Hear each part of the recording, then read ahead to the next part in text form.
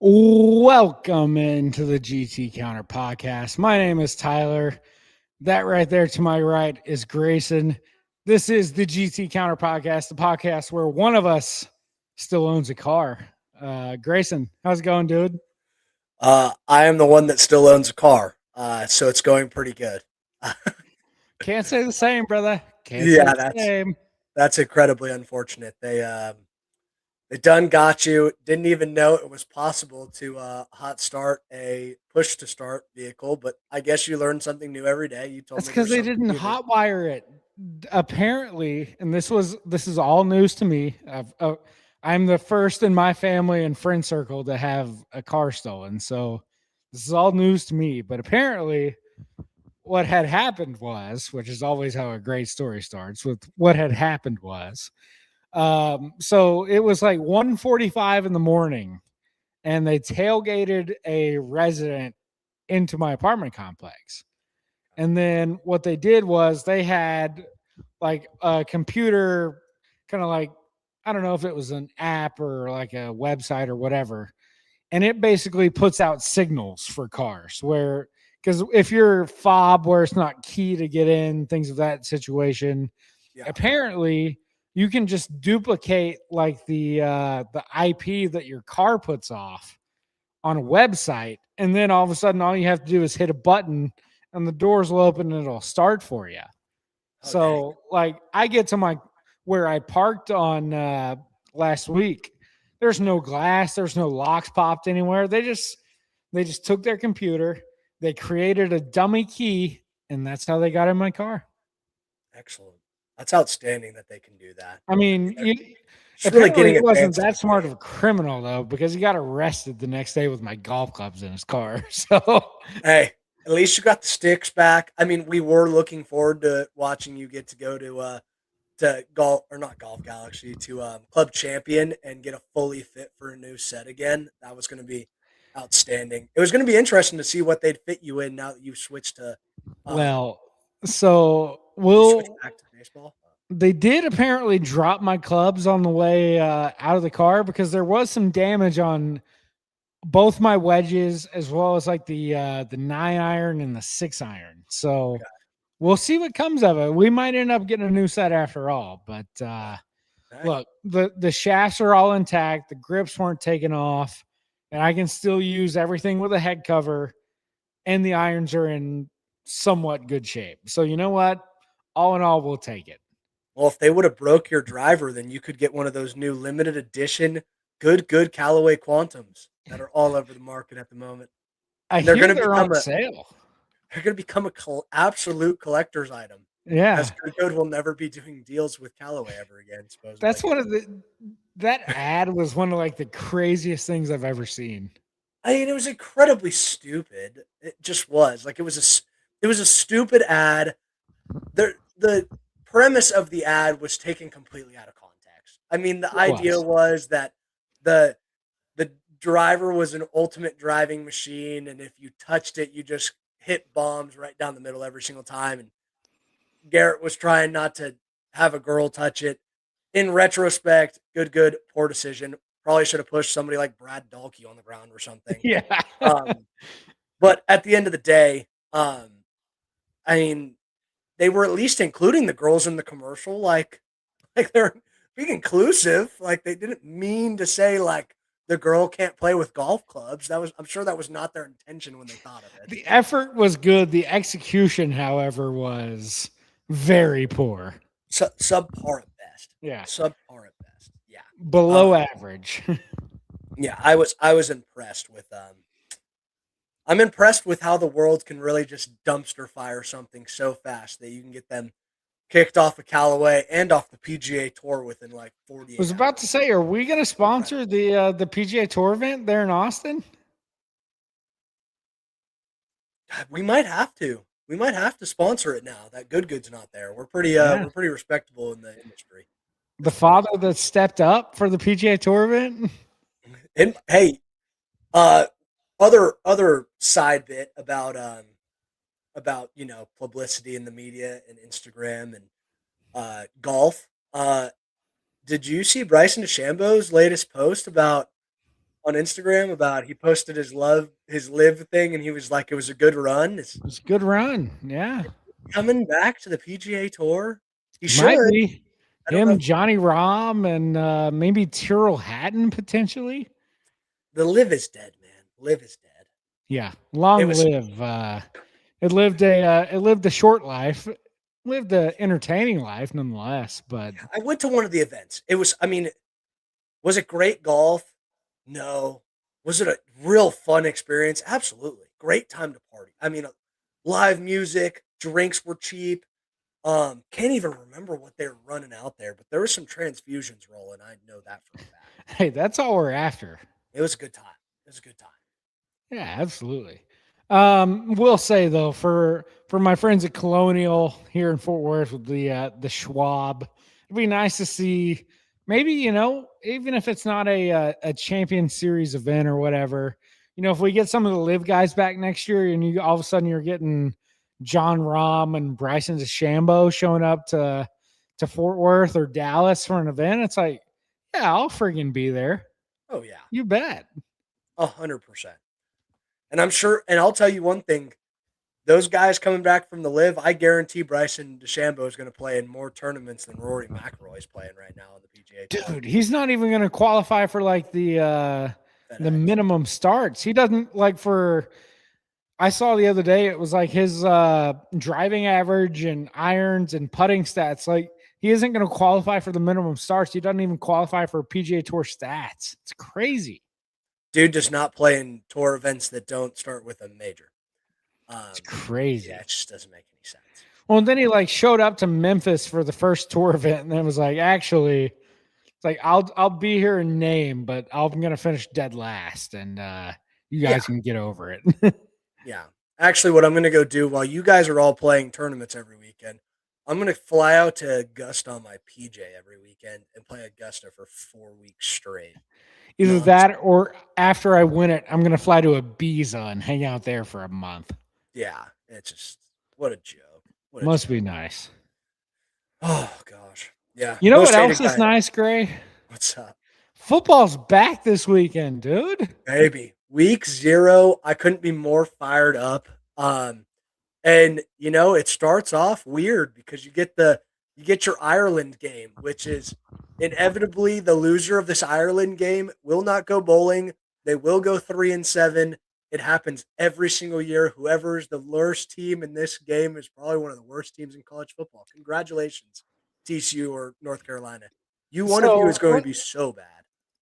let's start with this one. TCU, North Carolina, Ireland, 11 a.m. Central, ESPN on Saturday.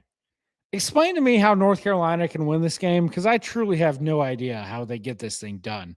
I mean, Bill's still coaching. His defensive coordinator is his son, and his son is still out on medical leave. He's not with the team at the moment. They're Yes. starting Billy Edwards. Like freaking Bobby Petrino is their function. I don't understand. I'll tell you how North Carolina wins this game. Ireland is projected to have British Open type weather. You're not going to be able to throw the football. Puts TCU at a big disadvantage. And second off, North Carolina's offensive line is absolutely massive. And if you know anything about Petrino, that dude loves to run the football. Um, I think that North Carolina's it'll be interesting to see. They're talking big game about North Carolina's D line. Um, but it's hard to tell because you got 70 new players on this roster, 40 freshmen and 30 transfers. So it's really hard to tell what this team's going to be. They're not going to be conducive with one another because they're going to have 70 dudes that have never played football with each other. Um, but I mean, in all reality, North Carolina, what they need to do is they need to run the football behind this big offensive line. Hope they can push TCU around, which I don't think TCU is going to be anything special defensively now that safety got kicked off the football team Dude, for that's beating the somebody up. craziest thing ever.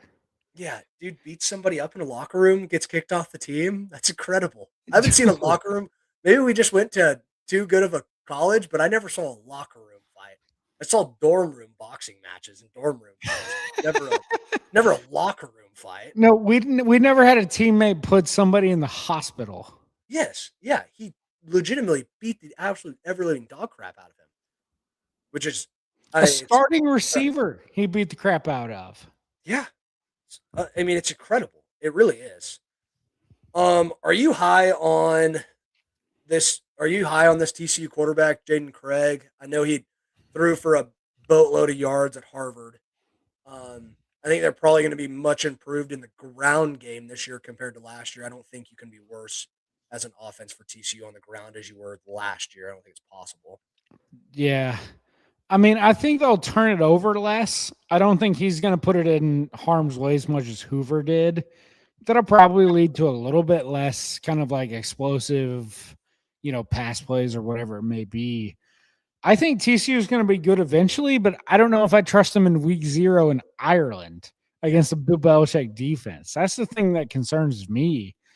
Like, do I think TCU is going to win the game? Like, yeah, probably. I think I do, but by over a touchdown, I mean, you look at the betting odds; it's like -8.5 points.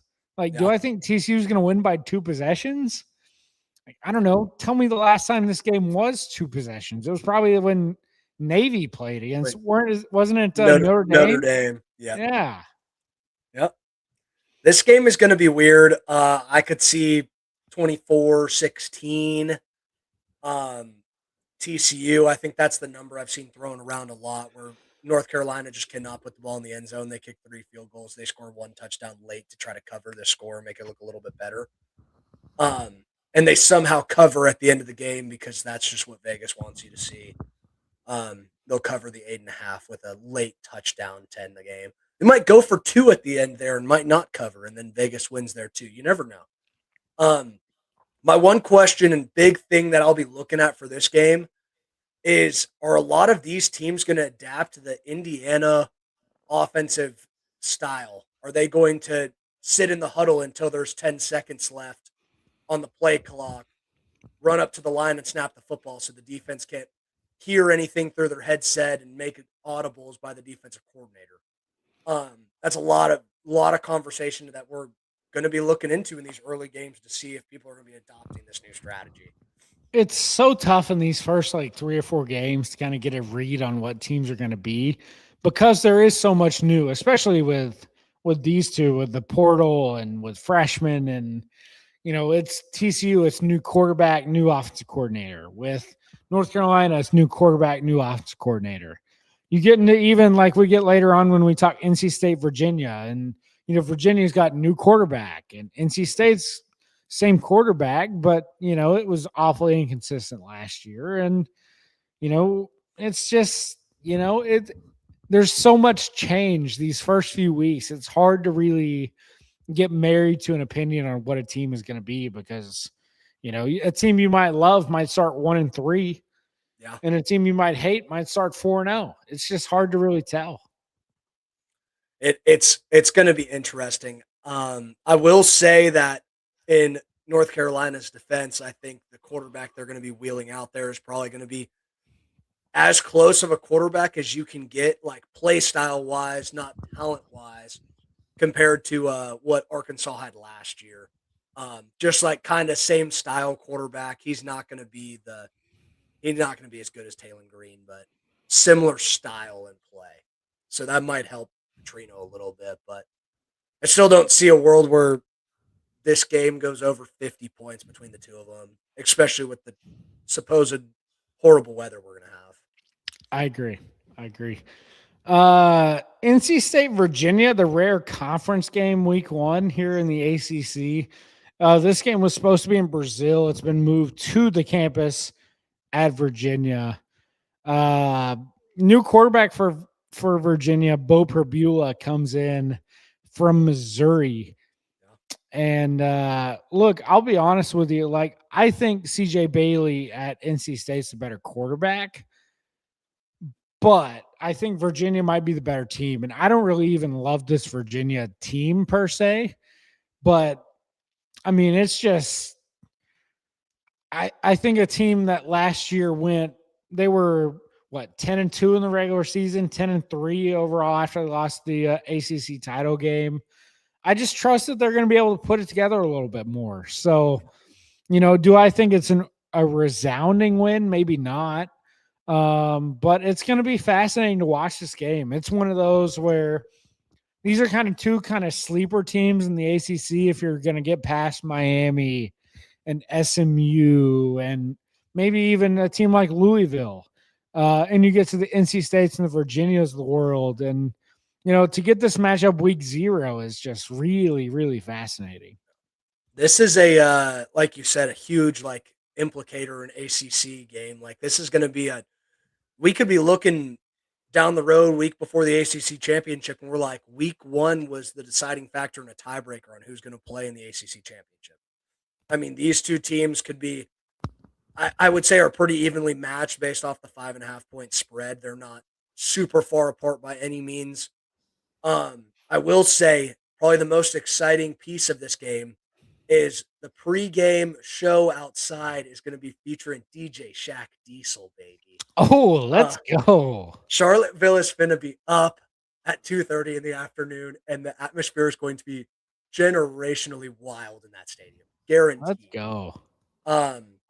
So Virginia is returning a lot on defense. They finished last year as a top 20 defense in the country. That a lot has to do with the fact that their schedule was well below average. Terrible. Very, very bad. Very stinky schedule. But they still are returning a lot on defense. Like I believe it's 9 of the 11 starters they're going to have coming back, which is incredible for a team. I would imagine playing as good as they did wouldn't have a bunch of transfer guys. But point being made, like you said, Bo Prebula, we know that he's good with his legs or the arm. We're not sure yet where he's going to be. And UVA's offensive line sucked last year. I mean, they were trash. Chandler Morris did a lot that he didn't get credit for last year because this offensive line was bad. It'll be interesting to see the offensive line matchup against NC State's linebacker group because they are nasty at the linebacker position. And then CJ Bailey, he tore up Notre Dame last year, shredded us. He's good. I mean, he really is good. He doesn't have a lot working with him in his cast. A lot of guys transferred out.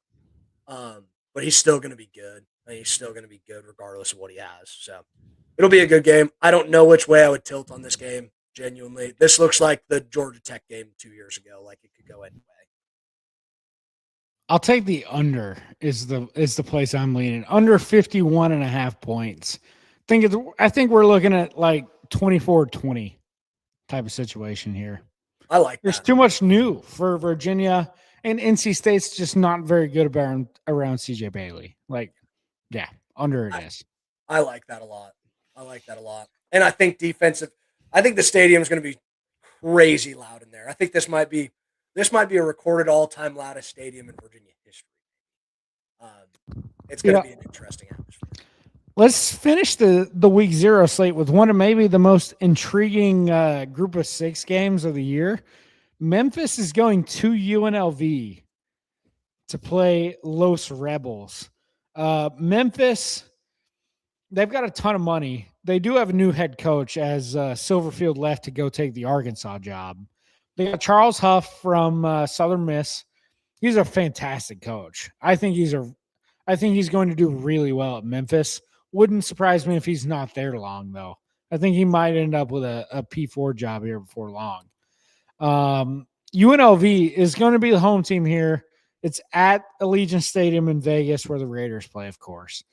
But they're going to play both Jackson Arnold and Alex Orji in this game. I don't think Dan Mullen, who's the head coach for UNLV, has indicated who's going to start, but both are going to play, which is like if you have 2 quarterbacks, do you have any type of situation here? I'll be honest. Like I think Memphis is more talented. I think UNLV with 2 quarterbacks will struggle offensively. So I'd lean towards Memphis in this game. I wouldn't be shocked if they win the game outright, but I'd certainly take the 4 points that the sports books are offering here. I think Memphis. Look, I wouldn't be shocked at all if they won the American. I think they're a dang good football team. Yeah, I like it honestly. I like Memphis a lot in this one too. I know that the two quarterback system does not work for anybody in the country. You can't get any sort of rhythm with a quarterback if you're switching drives back and forth. My thought process is like you're Jackson Arnold, former 5-star quarterback. What do you think you would have told him 3 years ago if you would have said, "Hey Jackson, in 3 years you're going to be fighting for a starting spot at UNLV"? You're Like, splitting reps at UNLV with Alex Orgy. It's like yes, it's holy cow. the world really comes at you full circle super fast, Jackson. Welcome to welcome to poverty, buddy. Thus is life. Yeah, feels bad. One big thing here, Memphis, they got their coach came from Southern Miss, like you said. Coming with him from Southern Miss, Jamon Tapp, super stud defensive end, 70 tackles, 7.5 sacks, Fantastic player. 12 TFLs. Yeah. Yeah, first team all Sun Belt. And he's lost 19 pounds going into this football season. He was a real like stocky 275. He's at 256 right now. He's going to be a menace off the edge. That FedEx money, I guess, can afford Jenny Craig. Yeah, apparently, dude. I mean, he's going to be I'm telling you, Jamon Tapp, watch the name. He's going to be first team in the American this year, guaranteed. He's going to be a freak show off the edge. I think we're on the same page there. Wouldn't shock me at all if Memphis got the job done there. Yeah. 100%. Settled quarterback, a ton of money involved on that roster. And I think I respect Dan Mullen as a coach, but I think that's more of a wash, and I think the talent's better on Memphis. I just do. And honestly, I like Memphis to win. If you told me Jackson Arnold was starting, I like Memphis to win even more. Like if he was playing by himself, no Alex Orgy, I like them better to win. I mean, I really agree. do. Jackson Arnold is just garbage, dude. He's not a good quarterback. He's just not a good player. If he is, he would have shown it by now. 100%. 100%. I think Oklahoma ruined him for his whole entire career. One season at OU just ruins his. It's what Brent Venables does to a man. Just ruins everything for you. Just everything he touches turns to crap. Stinky Venables. You know what doesn't turn to crap? Our team drafts and the win totals draft, baby. Yeah. It's time for the Big 12. Man, this is fun stuff. So last time we did this a couple weeks ago, that was one of the more fun things that we've done. And so we're going to do it for all the Power Four here. And we're going to start with the Big 12 today, and then we'll hit SEC to finish. Which one would you like to go first on? Would you like to go first on the Big 12? Would you like to go first SEC? And again, no snake. We're just going back and forth here. Here's the deal. I'll go first in the Big 12 solely because I want to give you the opportunity to pick Georgia over Texas in the SEC. I will go Big 12 and make you have a real battle up top. Thanks a lot, bud. I appreciate that. You want to go the other way? I'll let you have Tech. No, because I'd take Georgia either way. I was going to say I'll let you have Tech if you want Tech. No, that's fine. You can have them. Yeah, I will go ahead and I will lay the hammer and take the Texas Tech Red Raiders right off the rip. I don't know if they're the most complete roster in the Big 12, but they're going to be good. AJ Holmes Jr. or H.E. Holmes Jr., not a junior, defensive tackle. He's going to be the best defensive player in the conference. No questions in my mind. And I think Hammond is good enough to take them. I think they could win every single game on the schedule. I think Hammond's good enough. I don't think he's great by any means. I think this team probably gets slaughtered in their first playoff game, but I think they're good enough to win the Big 12. So. I agree with you there, man. I think they're the very, very clear first pick here. If only anything else due to schedule. I mean, they have the easiest schedule in the Power Four. Yeah. They don't play a Power Four team in the non-con. They avoid BYU.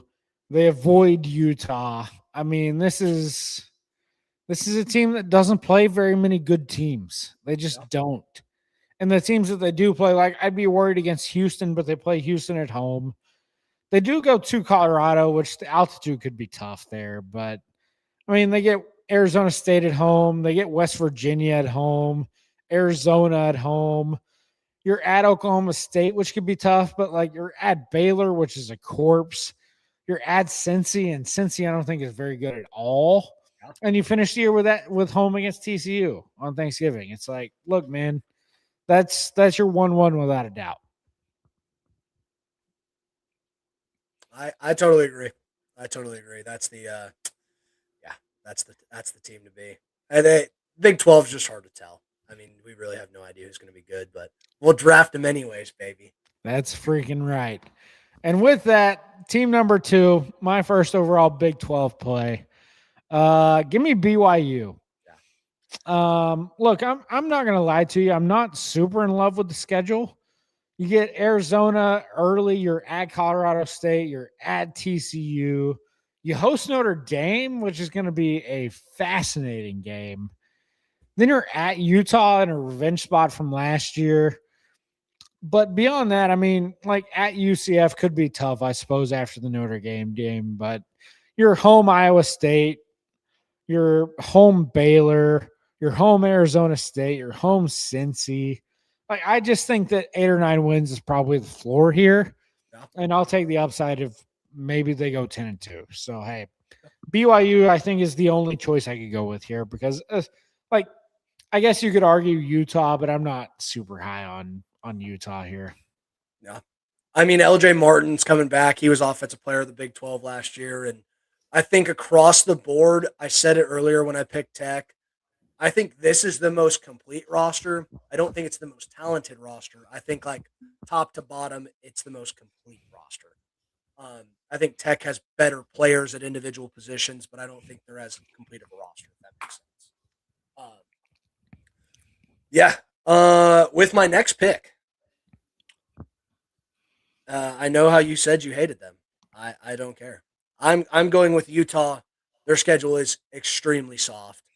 And I say their schedule is extremely soft, and then they're going to lose to Arkansas in week 2, and I'm going to friggin' die on the hill. But new head coach, new offensive identity in this team. It doesn't matter. This team is going to be as physical as classic Utah rosters. Devin Dampierre is back. I think this team is just going to be consistent. They're going to do what Utah does. They're going to win 9 games. It's going to happen. They could realistically start 8-0 before the BYU game in November. Absolutely. And Holy War could go anywhere. Yeah. I mean, that's your toughest test at that point is going to be what? At Colorado? Yeah. When Colorado's off a bye? Home Houston, maybe? But I mean, yeah, they should be 7-1, 8-0 by the time they get to the bye week. I'm telling you, they're going to be. I think Utah's going to be good. I mean, I don't think they're going to be. Their schedule's really easy. Like I said, I think they're going to be good in that retrospect.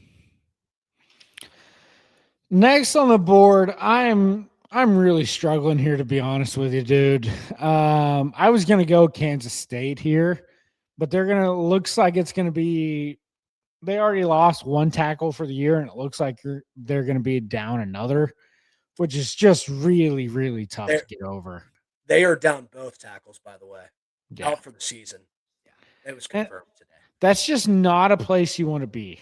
If the roster was complete, I liked them, but it's not going to be complete anymore. And it's not. So you know where that leads me, and it's staying in state here in the great state of Texas, and we're going to take the Houston Cougs on the win total draft. Look, you look at this team, they've got Connor Wegman back. They also have Keyshawn Henderson, who I think is going to play, 5-star freshman. I think he's going to get some serious reps here.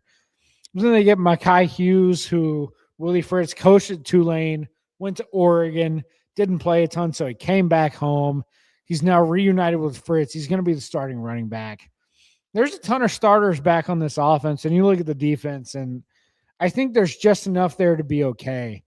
The real issue here is the schedule. You're at Texas Tech, and then you follow that with a game at Georgia Southern for some reason. It's like, why are we going to Georgia Southern as the University of Houston? But nonetheless, you're at Kansas State. You're at Utah. You're at Colorado. You're at West Virginia late in the year, which is going to be a tough spot. I think West Virginia is going to be improved, but I trust this coach. I think I trust the quarterback room enough, and I also trust that they'll be able to run the football enough to be able to be okay. So I think Houston's going to be 8-4, 9-3 type of football team, and yeah, I think I have to take them here. So I'll go with the Cougs, and we'll hope for the best with that schedule. I think with Texas Tech's schedule, this team would be probably 10-2. It's just a much tougher run here. Yeah. Oh, dude. This is a terrible spot to be in, man. It really, really It's is. time to take the leap on a team, man. I don't know if I like any of these teams. I mean, you got to have a team that's going to get you, it's going to get you 7 wins, and then you have teams like Oklahoma State that can play Oregon in the non-con. Like, what are we doing? At least it's at home. I know. They got their butt kicked pretty well last year up there in in Oregon. You know what? You know what? Do it. You won't. I don't want to do it. Screw it, Etzel. Screw it.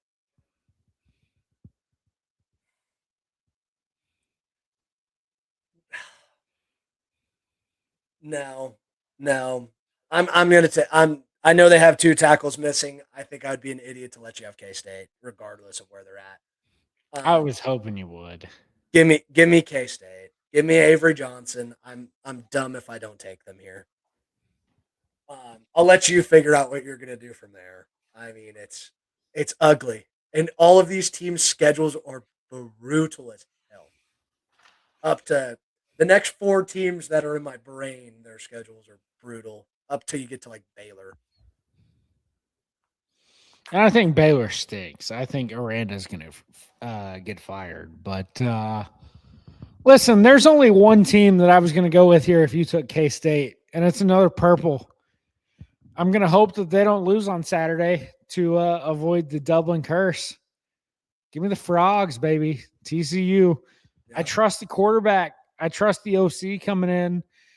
And look, yes, there's been some issues in the locker room with the safety potentially punching out a starting wide receiver, putting him in the hospital.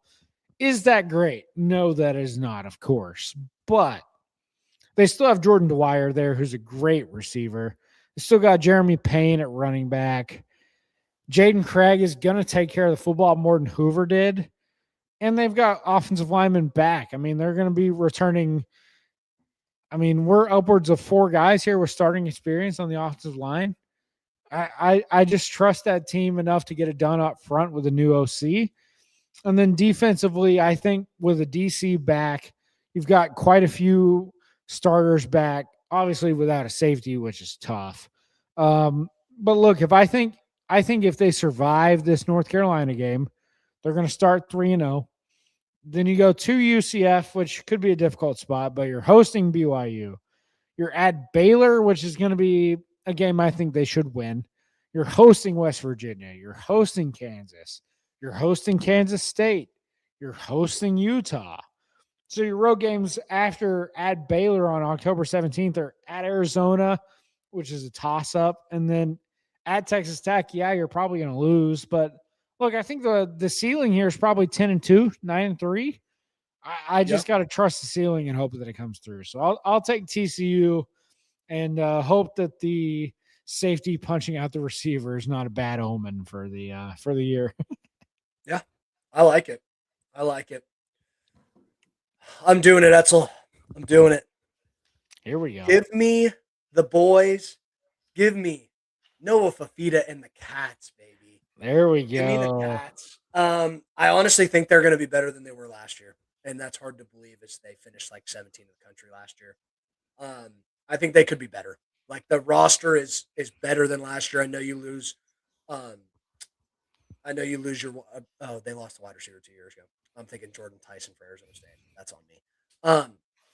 Yeah, but Noah Fafita's still there. Hurt anyways. It didn't matter. Yeah, Noah Fafita's still there. I still think this team's going to be electric on offense, and I mean they're the team that I like the best. Their schedule's brutal. Don't get me wrong. You get Tech, BYU, Utah, and K State, which is brutal. But I think that they could win one of those games, maybe. Um, but I think they're going to go bowling. Any way you look at it, they go bowling. So I'm good with it. Their non-con is garbage. So I don't hate that at all. And you've left me at a point here where I have to take a risk. There are no safe teams left in this draft. Not a single one. there are. I mean, I could go UCF here. I think their schedule's a little bit easier, but I don't trust them as a team. Look, we're gonna do it. Hard edge, baby. Give me West Virginia. Give me the Nears, baby. Look, you look at this team. They brought in Michael Hawkins from OU to start at quarterback. If he stinks, then they go back to the guy who was there last year, Scotty Fox.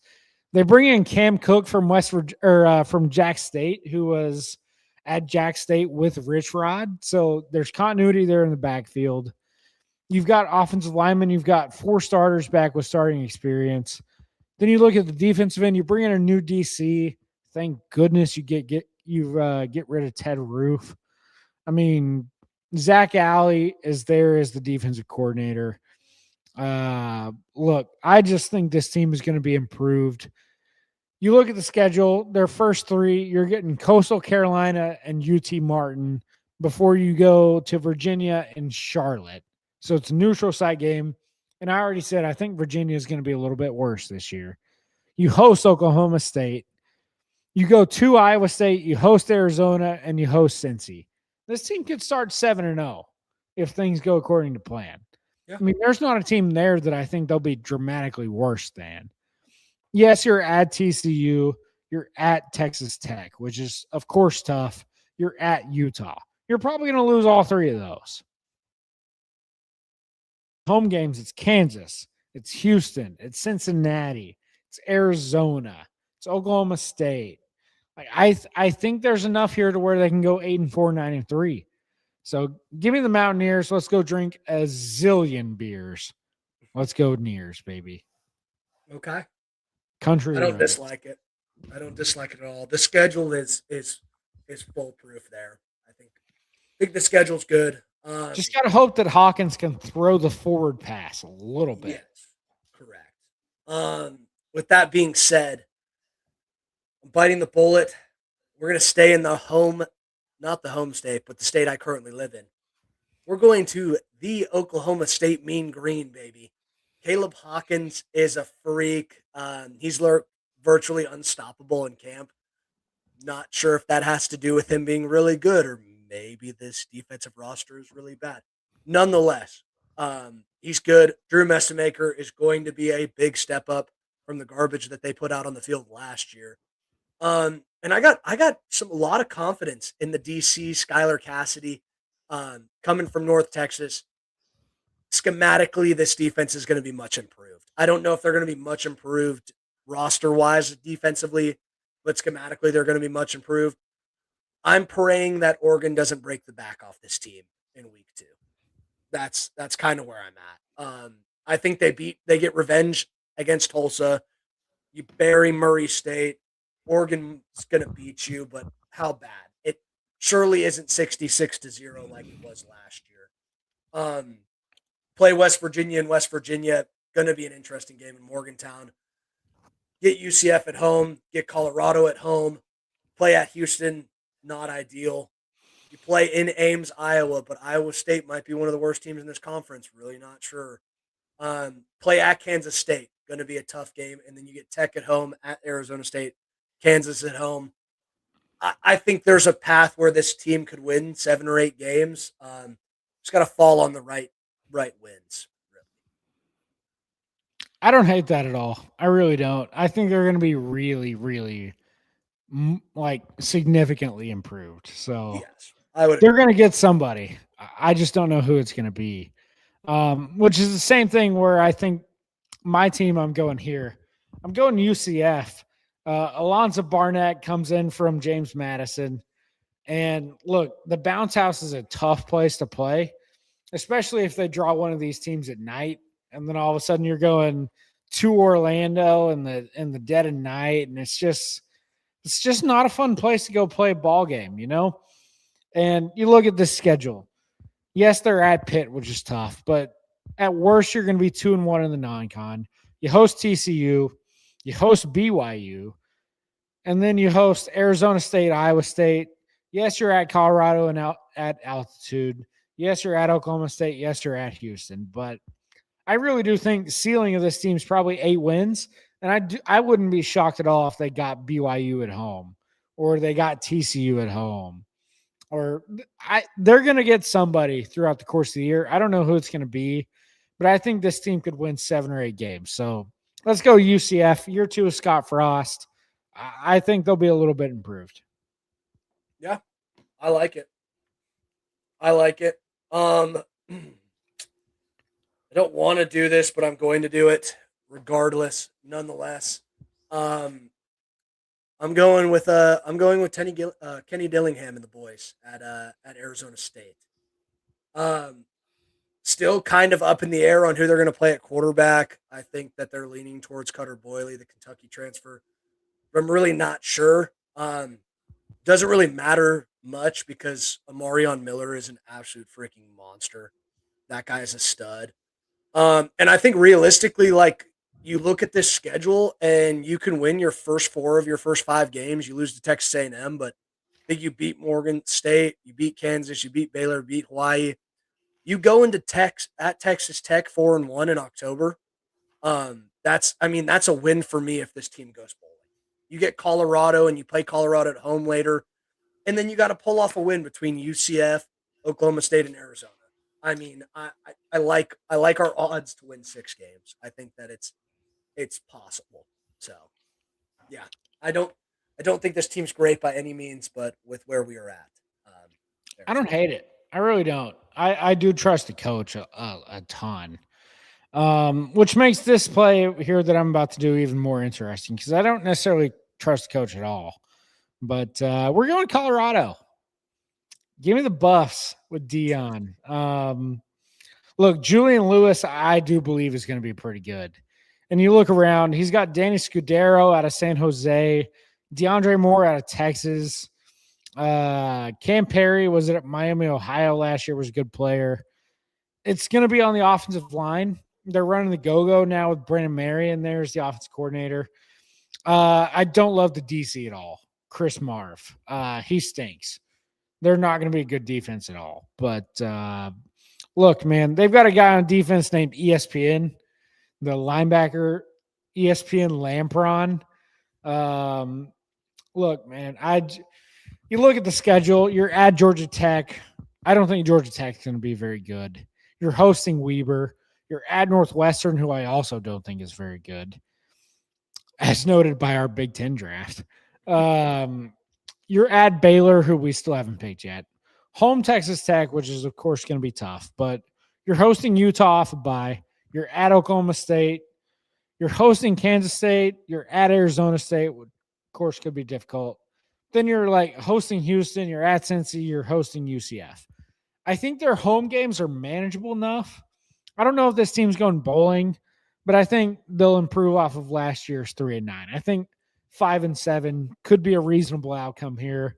And that's kind of all I'm after in this range. So we'll take the Buffs. We'll believe in something. Let's go Dion. this is when I get a little bit weird. Um, and I kind of go based off of the non-con a little bit because you're just that point in time. Um, and I don't want to touch Baylor. I know I don't. But if I touch Baylor here, you're taking this team. After I'm going to take the Cincinnati Bearcats. Offensive guard, their offensive guard and offensive tackle combo are probably one of the best in the country. Evan Tangledale is one of the well regarded, maybe the best offensive guard in the country. And then you got Joe Cotton, who's supposed to be he's one of the top tackles in the draft this upcoming year. Those guys should be pretty good, I would imagine. And you get Boston College to open up the season.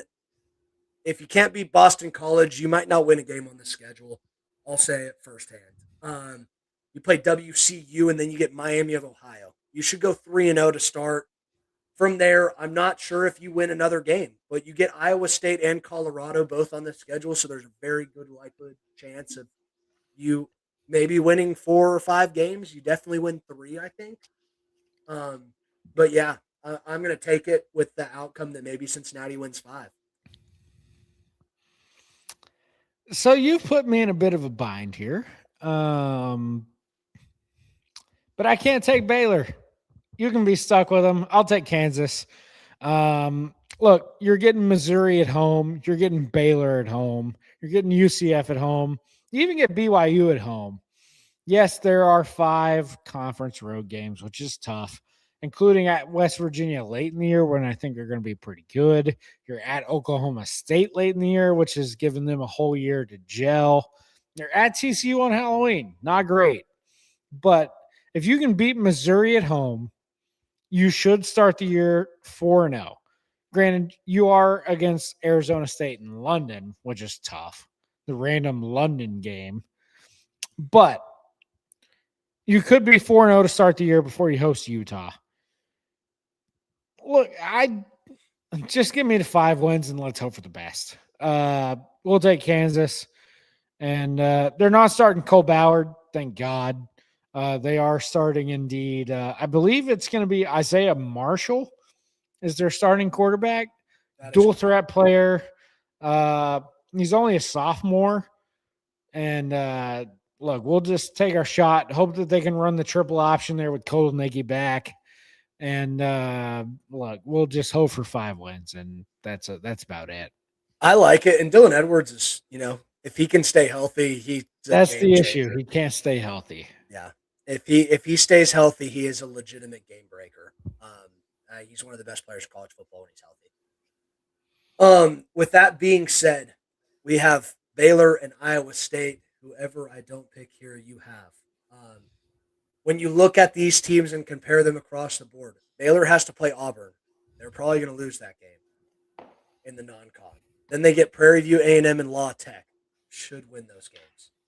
On the other side of the board, Iowa State gets Southeastern Missouri something, SEMO.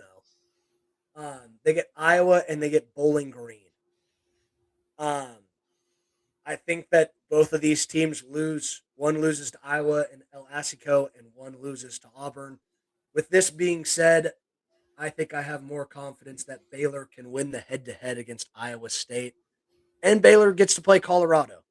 So, and I just don't think Colorado's going to be good. I hate to say it, Etzel. So as bad as it pains me to do it, give me DJ Lagway and Baylor. Yeah.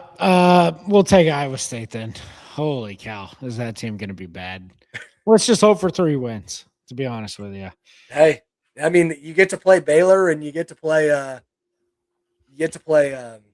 Cincy. So I mean, there's opportunities. That is true. But my reward for taking Iowa State last is I get to pick first in the SEC. You're such a traitor right now. You're such a traitor. Am I? I don't know. I'm wanting to see what you're about to do right here. There's only one way I can go with this, dude. And I hate it. But it's just it comes down to schedule. It really does. When you look at the non-con and you've got Tennessee State, Western Kentucky, Georgia Tech compared to Texas State, Ohio State, and UTSA. Yeah. Where do you want me to go? Yeah. We'll take Georgia. Okay. I'm going to take the dogs. Look, I would have loved to have taken Texas, but I think Georgia could realistically, they should go 11-1. And I think Texas is more likely to go 10-2 than they are 11-1. So I'll take the dogs. It's just a higher floor. I love my horns, but I can't justify taking them in the spot. I really can't. Yeah. I would have gone the same way if I was you. I don't blame you. I don't blame you. With that being said, I'm not that nice, Etzel. Give me the Texas Longhorns, baby. Debatably best roster in college football. Arch Manning, Wingo, Coleman. The defense is elite. Give me the boys from Texas. They're going 12-0, and Notre Dame will be seeing you guys in the national championship. Let's freaking rock. Boy, wouldn't that be a ton of fun? Oh, it'd be awesome. Etzel, I would pay that. I'm not joking. If Notre Dame is playing Tech or Texas in the national championship, I will play. In Vegas, we gotta go. I will pay the $5,000 for whatever ticket is, needs to be purchased. We gotta go for that. 100%. Yep. Oh, now that those two are out of the way, we get to a very interesting turning point. I'm intrigued on where you're going to go here. I hate to do this because I really don't like this team. Are you going? I don't like this team at all. You're going with the Rebels, aren't you? Nope. Go Tigers, baby. LSU. Oh. The Fighting Kiffins. It's only due to schedule. Outside of at Ole Miss, which is obviously going to be an absolute hornet's nest. Your toughest games: A&M at home, Alabama at home, Texas at home. They don't have to leave LSU for any of their toughest games. What makes this you team should be 9-3? They really should. What about LSU that you saw last year? And I know they're going to be a different team this year. What about LSU that you saw last year makes you think that they're not going to play a tough game against Clemson in the first game of the year? Because Brian Kelly's not there. I'm telling you, I'm Clemson terrified. Sucks, man. I'm terrified for Lane Kiffin, man. If Clemson comes out and somehow has a good roster and can hang in that game, or hell, I if have they beat Clemson in my LSU, team draft, and I don't think they win that game. if they beat LSU, they're going to be coming for Kiffin's neck week 1. They're going to fire him already if they start 1-2. I mean, is that the most realistic question? Is that the most impactful game of Lane Kiffin's coaching career? Is week 1 against Clemson? Yeah, because he didn't coach in the playoff last year. Yeah, to me? I feel like that's the most impactful game of his career. That defines his legacy. It might. Like I don't mean to be like hyperbolic, but if he loses that game, can you imagine? Yeah, it'd be like, we hired this guy for what? He can't even beat Clemson. Yeah. Oh my God. Yeah. And then if you lose Clemson and Ole Miss, like I'm not sure you beat A&M. Yeah. I don't think A&M's that great. Obviously, I picked LSU over him, but it's like, whew. If Levitt's not healthy, then you're looking at like Houston Longstreet, which I think could be a good player in the long run, but he didn't play at USC last year. Like, it could get bleak in a hurry. Yeah. But I do think this team, given that all of their toughest games are at home, I think 9-3, 10-2 is probably a pretty safe bet. Yeah, I like it. I also couldn't pick OU there. I just couldn't. I'm not picking OU either. That team sucks.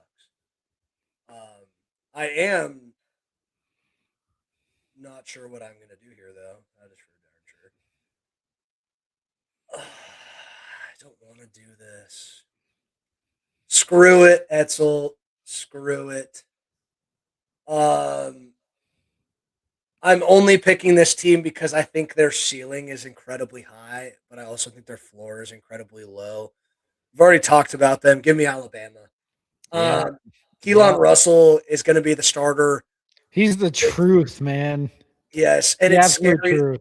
It's scary to me because the front half of the schedule is so incredibly weak that I think that he can get into a groove before they have to play Georgia. But at Kentucky, week 2 is tough. Yeah, but then you go to an incredibly heavy, difficult schedule. You go Georgia, Tennessee, A&M, LSU, Vanderbilt. Like, that's going to be a gauntlet of games in a row. Where do they take their losses? Like, they may be at Kentucky, but you should be Florida State. You should be South Carolina. You should be Mississippi State. Georgia at home. I mean, I don't think Tennessee's that great. A&M at home. at LSU, of course, but they should win their last three. Like what, Yep. 8-4, 9-3 at worst?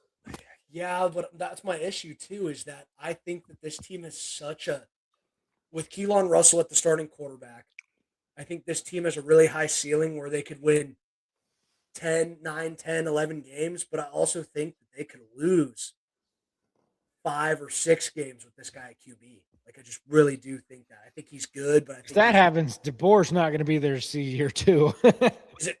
I would still pick this team if Austin Mack was the quarterback. Like, I would. I just think that his ceiling isn't higher, but his floor is better. But I'm still sticking with whatever. That puts me in an interesting spot here. Man, this is tough. You know where you want to go. You're going to become a double trader today. It's unbelievable. Sure am, brother. Give me Oklahoma. Listen, they're gonna lose to Texas because Venables hadn't shown that he can beat Sark yet. But you look at the rest of this schedule, you're at Michigan. I don't think Michigan's very good. You're at Georgia, which is obviously going to be tough. And your other tough game is at Florida, which, hey, I can testify that's a tough game at Florida. But look, man, you're going to be, I think, at worst, which is crazy because this team over under is 7.5 on the win market. And yet I feel like their floor is 8-4. So look, I'm not the biggest Mateer guy. I think he's too jacked. I think he's too muscular. And I don't necessarily trust Venables to field a good offense, but I do trust him to field a good defense. And Parker Livingstone's an absolute traitor, nonetheless. But I do think the defense is going to be pretty good. I think the offense can survive. And I think they're at worst going to be 8-4. So I'll take OU and own it. Does OU's offensive line grow at all this year? Like, is their run game going to be worth anything? Because I think that's where they fell off so bad last year. Is their run game was worthless. It better, or else this has no chance. Do they have a running back? Do they have a back? They've got Torrey Blaylock back, and then I think they've got a freshman who they really like. I forget his name. It might be shoot, I forget the name of the guy. I'd have to go look at your guy Eddie Radosevich up there at Sooner Scoop and see what he's got. But I do think they'll be better running the football. I just don't trust the passing game. I don't trust Mateer to throw it. I don't trust the receiver. Satania has a drop issue. Parker Livingstone is not that guy. Yeah. So the offensive line has to be better. But they do have, for everything about Oklahoma, they have one of the best special teams units in the country with Tate Sandell back at QB, got a decent punter. And look, their kicking game is going to be elite with a good defense. That'll be enough to keep them in plenty of games. I think they win enough coin flips to be all right. I like it. I don't, but I picked them, so. Yeah. Man.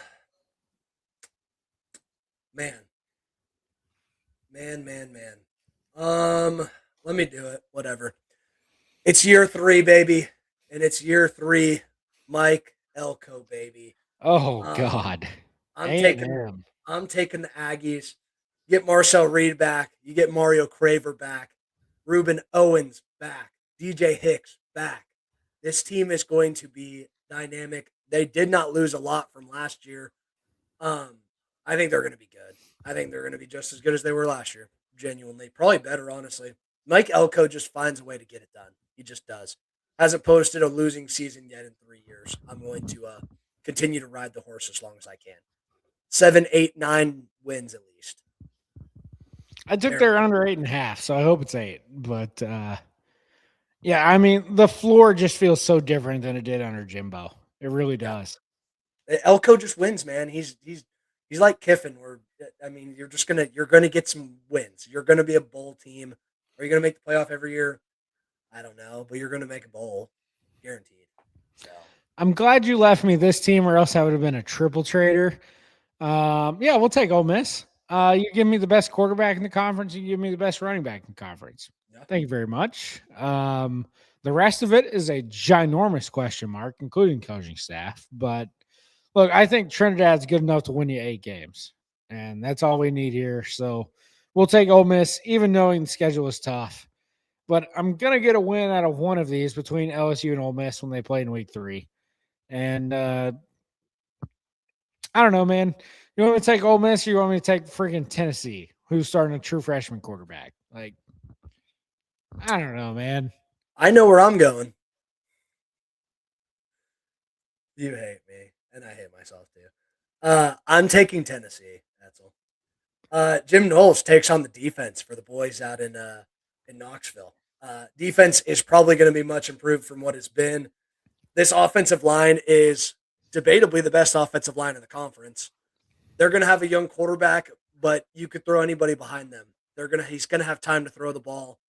Yes, I'm worried about his performance. I also look at the schedule and think that there's absolutely no way they don't win 8 games. The schedule is just not very hard. I mean, you get your obviously you play Texas, but you open up, you play Furman, win, Georgia Tech, win, Kennesaw State, win. You play Texas, loss. Play Auburn, you play Arkansas, two of the worst teams in the conference. Play Bama, play South Carolina, bad team in the conference. Kentucky, bad team in the conference. You play Texas A&M, LSU, and then I think a 50-50 game against Vandy to end the year. I think that you, at bare minimum, win 7 games. I don't know. If any of these teams have a winning record, they probably lose. But, yeah, what me man. Sorry, that was a real throw shank at Tennessee fans for their schedule last year.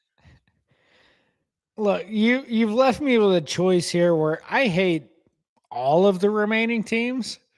South Carolina, Auburn, Florida. I mean, 3 of the perennial underachievers in this conference.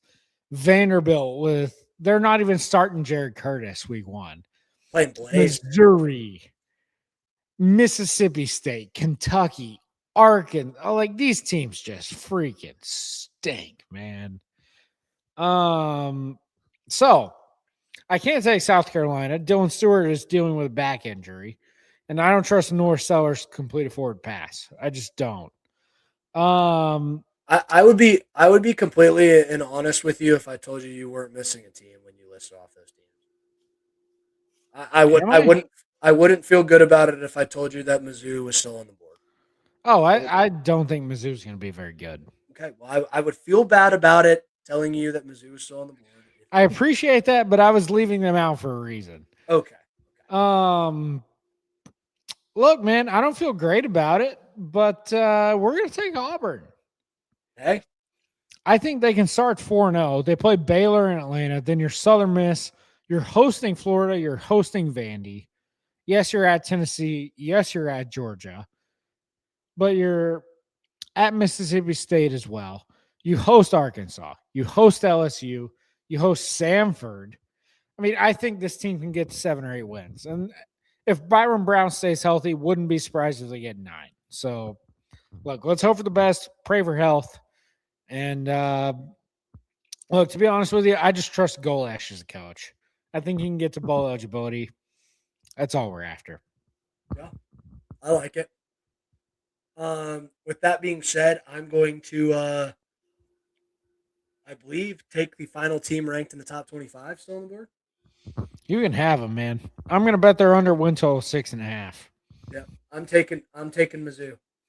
Uh, Hardy is a dude. Very well could win the running back of the year. He's just a stud. I don't think Austin Simmons is a bad football player. He did not play that bad when he played in Just his turnover issues. I don't think he's that bad, and I think the schedule's not very good. They have a very realistic possibility. This team's 5-0 rolling into Texas A&M. I mean, you play Arkansas Pine Bluff, who is to the second worst team in all of FCS football. You play Missouri, you play Kansas, then you play Troy, Mississippi State, Florida, then you play Texas A&M and Ole Miss. Both those are losses. Get Arkansas at Arkansas. It gets weird, but I think there's life there. Texas, Georgia, they probably break your back, and then you play Kentucky at home. You beat Kentucky, you lose to OU. Yeah, Uh, I think there's a path. I'm not sure if I'm super confident in the path, but I think that nonetheless there's a path. And Ahmad Hardy, worst comes to worst, if Austin Simmons can't throw the ball, it's a good thing Ahmad Hardy rushed for 1,600 last year. I think he can do it again. Allow me to take the Florida tinted glasses on that because that's where I'm going with my pick. Maybe Aaron Philo's not very good. You know, he was backing up Haynes King there at Georgia, brought over with his offensive coordinator, Buster Faulkner. But at worst, you get to hand the ball off to Jaden Ball. And then Yeah. when you get to play Florida Atlantic, Campbell, and Florida State in your non con, feels like an okay bet to make. And then you're hosting Vandy, you're hosting Oklahoma, you're at Kentucky, you're hosting South Carolina, you're hosting Ole Miss. I mean, and then you've got toss ups at Auburn, at Missouri. You're probably going to lose to Texas. You're probably going to lose to Georgia. I think 8 or 9 wins is on the table here. I don't think they're going to get there, but look, there's enough talent here between the running back and you've got Dallas Wilson back as a redshirt freshman. And I just think they're going to be good enough. They brought Eric Singleton in as well from Georgia Tech via Auburn.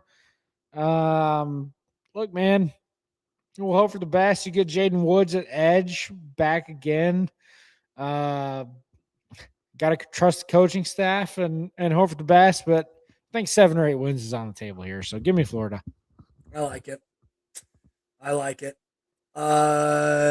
This is where I just fall off the cliff. There's a teardrop here. A big one. Yeah. You can take Beamer Ball if you want. I'll let you have him. I'm going to be honest with you. I think I am going to go Beamer Ball. I'm going to go South Carolina, and I don't want to go South Carolina. It's just the most obvious 5-7 team ever. I mean, yeah. I mean, they might go bowling, maybe. I'm going to fly out to South Carolina and force sellers to wear the rec specs and stop wearing the freaking contacts he's been rocking. Spectacles. This was so much better when he rocked the rec specs, dude. Put them back on. This team lays the hammer on Kent State and Townsend. Mississippi State's a 50-50 game. Kentucky's 50-50. Florida's 75-25. I think they beat Arkansas. You beat Clemson. I think there's a path where they can win 5 or 6 games. If they go bowling, it's a really good season, I think. Genuinely. I think Shane Beamer gets fired regardless. Whatever. I agree. I'd take a prop on Beamer to be fired. Yeah. I like that prop as well. Let's go to a coach who's not going to get fired. Give me Vanderbilt. Yes, they're not starting Jared Curtis now. I think they'll get there eventually. Non-con's pretty soft, and your hardest game is you get to in the non-con. Yes, there are games that are on this schedule where, I mean, look, there's no sugarcoating it, no 2 ways around it. They're just going to lose some games, but that's in the budget. You know, this is a team that's going to be after Pavia. Yeah, it's just going to look a little different. You know what? That's just going to be what it is.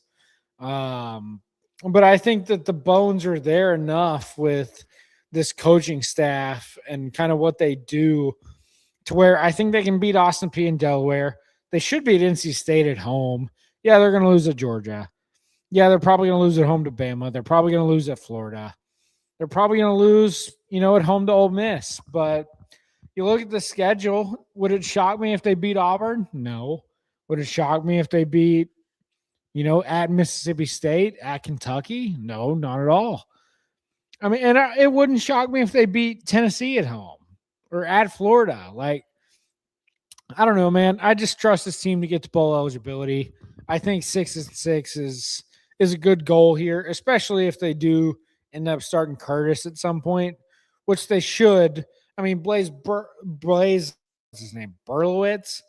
I mean, yeah, he's been in the program for a little bit, but I just don't think he's near as talented as Curtis is.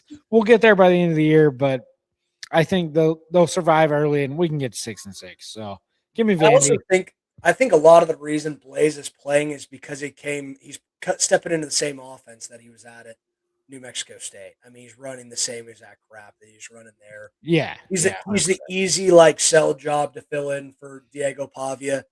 I think you're going to see a lot of split reps in these first couple of games as they kind of like get into stuff in the non-con here.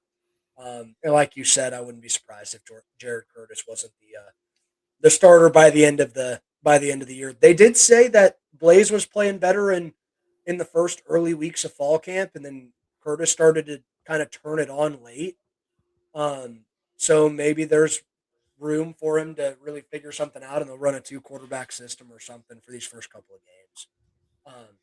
It'll be interesting, nonetheless. Um, that's all. I don't know what the heck I'm doing here, dude. 3 teams left, brother. Miss State, Kentucky, Arkansas. Yeah, 3 I'm trying to. dregs. These teams stink. Yeah, I mean, it's just like what the heck, dude. You know what? I'm gonna do it because I know they upset somebody during the regular season. They're gonna upset somebody good too. Give me Arkansas. Screw it. Whoa. Screw it. I know. I don't want to pick them. Play Northern Alabama. You'll beat Northern Alabama. I think you lose to Utah. You lose to Georgia. You beat Tulsa. From there, it's pretty bleak. But something in my brain tells me that they're going to upset one of these teams. They're going to upset Auburn or Mizzou or Arkansas, or I hope it's not Texas. They might beat Tennessee. I don't know. They always play teams tight, and they always play teams by one possession. So, like, and that's just how Arkansas plays in the SEC. So maybe the tides will turn and they'll win some games. I'm not sure. Well, I'll stick you with the Kentucky then because I'm going Mississippi State. Look, I trust the quarterback, Kamario Taylor. He's an absolute freak if he can stay healthy. I'm not expecting anything fantastic here. I just think they can win 4 or 5 games with that quarterback.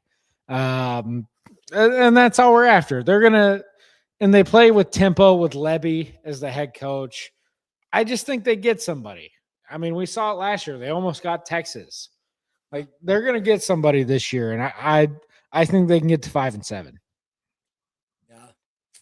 Unfortunately for me, you've given me 2-win Kentucky. I've given you your old friend Kenny Minchie, and this is how you treat me. It's like this is some garbage program here. I think Kenny Minchie's good, but the schedule is just brutal. Even the non-con, like you play Youngstown State, they suck. But South Alabama isn't like the easiest cakewalk game in a non-con. And of course, Louisville. Yeah, you play Louisville, who beat you 41-0 last year. You get Alabama, Texas A&M, LSU, OU, Vandy, Tennessee, Mizzou, Florida. You don't even play a bad team in the SEC. Pretty easy. You play South Carolina.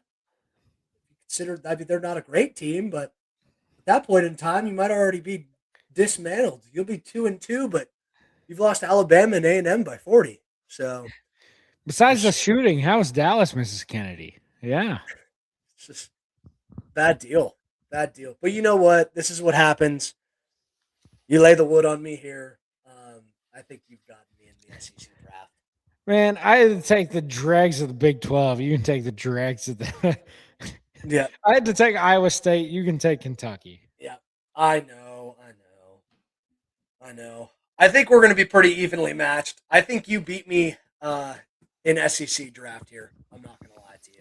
I think you got me in the ACC though. So, tell you what I'm going to do is tomorrow I'm going to run this thing through. I'm going to total up the over/under win totals on these teams. Yeah, and I'm going to spit out which one of us is favored to have more wins. And I'll put it out there on socials for us. Slap it through Claude. Let's see. Yeah. We'll run through Copilot and see what it has to say. Let's see what the interns got for us this week. Hey, the interns have been working hard. Well, they're getting paid too, so they better be. Yeah. Yeah, no kidding.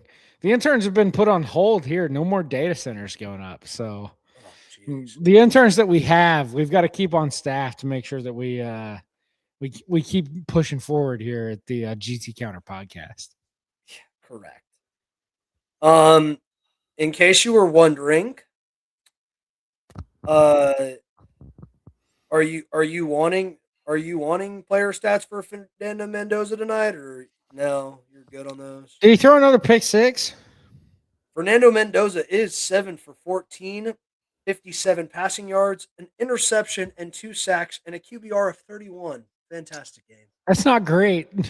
No, he stinks. I saw Kirko got the start. I assume he's going to start week 1. 100%, yeah. Well, Aiden O'Connell's not playing much better right now. He's 3 for 8 for 32 yards and a 50 QBR. Not great, Bob. Not great. It's gonna be a long season for the boys. I hate to break it to you. Hey, it means he gets to line up another top pick next year. It's gonna be awesome. We shouldn't have taken a quarterback. I only said it 100 times. Let's go and take freaking the offensive lineman from Utah, Fano, who was bullying people in preseason, bullying Micah Parsons in preseason. What are we doing? You don't have freshman dudes coming out there, true rookies coming out bullying people like that. Anyways, regardless, what a terrible decision across the board. The Raiders program should say, hey, Grayson, we need drafting help this season. And I would say, let me walk into the office. I'll get the fellas right. We're going to draft only offensive linemen in the draft and maybe shelter some pride. Anyway. $250,000 and you've got my services. I mean, seriously, I'm not asking for much. Tom Brady, throw the young man a bone. Yeah. Just a few Benjamins is all we need. Yeah, I'm not asking for a whole buttload of money. Honestly, I would come and draft. You don't even got to throw me $250,000. I'd come do it for. I can do it virtually. I'd do it for $150. Don't you discount your services? You're a ball knower. I would do it for $150 for the love of the game. But then you got to be tempted to live in Vegas, so that's where the extra 100 comes in. That's for when I meet up with Vegas Matt. Yeah, get kicked out of a casino. The Bellagio is going to know my middle name. That's freaking right. What a crazy story that was. Love how our guy took the socials to be like, I don't know what you're talking about. Oh, yeah. Love our guy, Vegas Matt. Oh, that's crazy. That's crazy. Nonetheless, well, Ed, I'm excited. Whoa. Forgot to tell the people.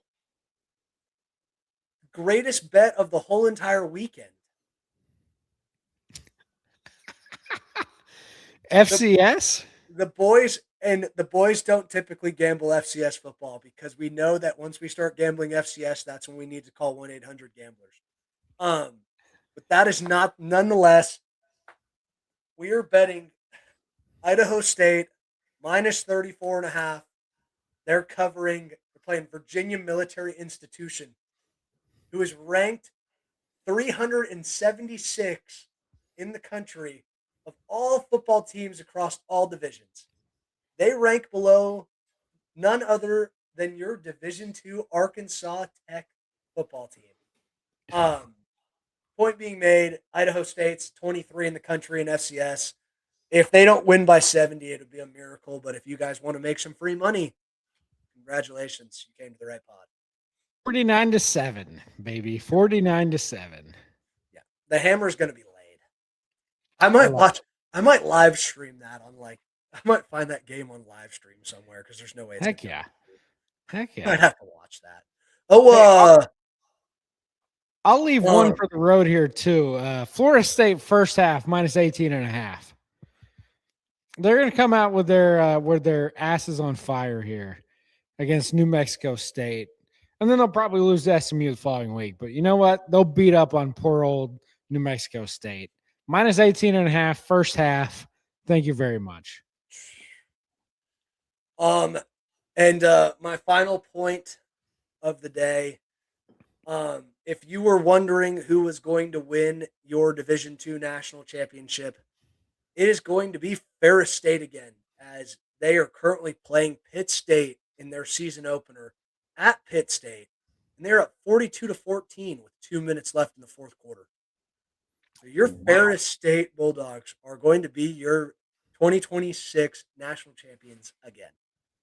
3 years. Congratulations to the Fighting Trinidad Champasses. Yeah, correct. 42-14. Unbelievable. Yeah, do not think our Roll Storms will be competing for that.